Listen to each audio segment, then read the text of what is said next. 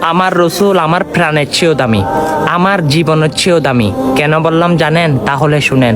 আমার রসুল যখন মেরাজের রাত্রে আল্লাহর সাথে দিদার করার জন্য মেরাজে যাবেন, তখন জিব্রাইল আমিন সিটি নিয়ে আমার রসুলের ঘরে আসে।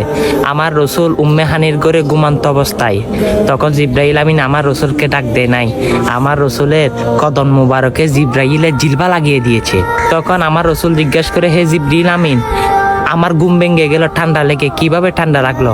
তখন জিব্রাইল আমিন বলে, ইয়া রাসূলুল্লাহ, আমি আপনাকে ঘুম ভঙ্গ করি নাই, ঘুমে ডিস্টার্ব করি নাই, তাই আমার জিলবা আপনার কদমে লাগিয়ে দিয়েছি।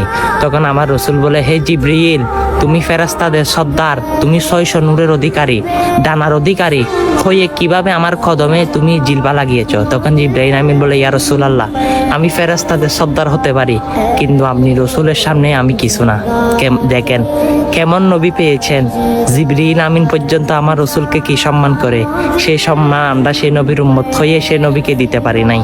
আজকে সে নবীকে সম্মান যারা যারা দিতে চান, ভিডিওটা শেয়ার করে সকল মুসলমানকে এই ঘটনাটা শুনিয়ে যান। আমিন।